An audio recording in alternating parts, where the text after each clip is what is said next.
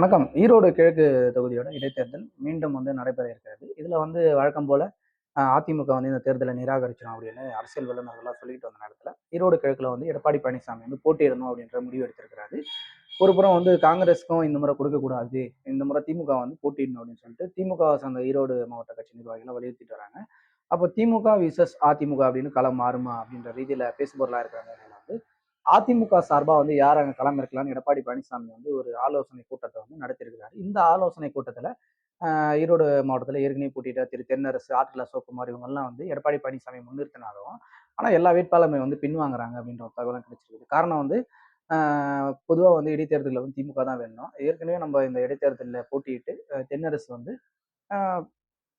Deposit மட்டும் தான் வாங்கினாரு. ரொம்ப மோசமான தோல்வி அடைஞ்சாரு. ஈரோடு மாவட்டங்கள்லாம் அதிமுகவுக்கு பிரதானமான ஓட்டு வங்கி இருக்கக்கூடிய ஒரு மாவட்டங்கள். அந்த மாவட்டங்கள்லயே ரொம்ப மோசமான ஒரு தோல்வியை சந்திக்கும் போது, இந்த முறை மீண்டும் நம்ம போட்டியிட்டு தோல்வி அடைந்தோம்னா, நம்மளுடைய அரசியல் கரியருக்கு அது மோசமா இருக்கும்.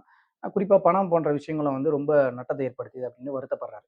இந்த மாதிரி ஈரோடு கிழக்குல அஇஅதிமுக சார்பா எந்த வேட்பாளருமே போட்டியிட அதிகம் ஆர்வம் காட்டவில்லை. இது எடப்பாடி பழனிசாமிக்கு ஒரு நெருக்கடியை கொடுத்திருக்குது.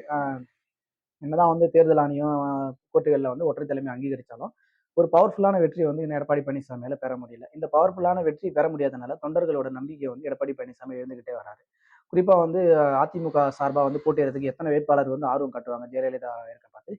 இப்போ வேட்பாளர்களே வேணாம், இந்த தேர்தல் நம்ம புறக்கணிச்சிடலாம். ஏற்கனவே விக்கிரவாண்டியில இடைத்தேர்தல் புறக்கணிச்சாங்க. அப்போதே அதிமுக வாக்குலாம் திமுகவுக்கே போயிடுச்சு அப்படின்னு ஒரு பேசு பொருள் பேசி அரசியல் அரங்கில் அதிமுக அங்க போட்டிட்டு இருக்கணும், போட்டியிருந்தா தான் தங்களோட பலம் தெரியும்னு சொல்லியிருந்தாங்க.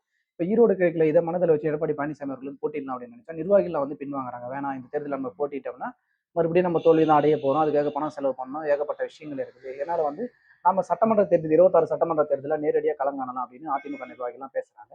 இன்னொரு புறம் என்னன்னு கேட்டீங்கன்னா, செங்கோட்டையன் அவர்கள் எடப்பாடி பழனிசாமிக்கும் செங்கோட்டையனுக்கும் ஒரு சின்ன பனிப்போர் விலகிட்டு இருக்கு. அதனால செங்கோட்டையன் எடப்பாடி பழனிசாமியை சரிவர பேசிக்கிறது இல்லை அப்படின்னு ஒரு கருத்து நிலவுது. அப்படி செங்கோட்டையனை அங்க புறந்தள்ளி ஈரோடு மாவட்டத்துல அரசியல் பண்றது ரொம்ப கஷ்டம். செங்கோட்டையன் ஆதரவு இல்லாத அங்க அதிமுக வேட்பாளர் வாக்கு சேகரிக்கிறது ரொம்ப கஷ்டம். இந்த மாதிரி சூழ்நிலையில செங்கோட்டையன் அவர்களும் எடப்பாடி பழனிசாமி இந்த மாதிரி இப்போ மனக்கசப்புல இருக்க பார்த்து அங்க நம்ம தேர்தலில் சந்திச்சோம்னா நிச்சயமா நம்ம கடந்த முறை வாங்கின வாக்கு கூட இந்த முறை வாங்க மாட்டோம் அப்படின்னு அங்க இருக்கிற ஈரோட்டில் இருக்கிற அதிமுக நிர்வாகிகள் மத்தியில ஒரு மனக்குமுறல் இருக்குது. எனவே அஇஅதிமுக இந்த ஈரோடு கிழக்கு இடைத்தேர்தலை புறக்கணிக்கணும் அப்படின்னு நிர்வாகிகள் மத்தியிலும் எடப்பாடி பழனிசாமி அவர்கள் போட்டியிடணும் அப்படின்னு பேசிட்டு வராங்க. என்ன நடக்குதுன்னு பொறுத்து பார்க்கலாம். தொடர்ந்து அரசியல் சார்ந்த காணொலி தெரிந்து கொள்ள நம்முடைய சேனலை சப்ஸ்கிரைப் செய்ய மாதிரி கேட்டுக்கொள்கிறோம். நன்றி.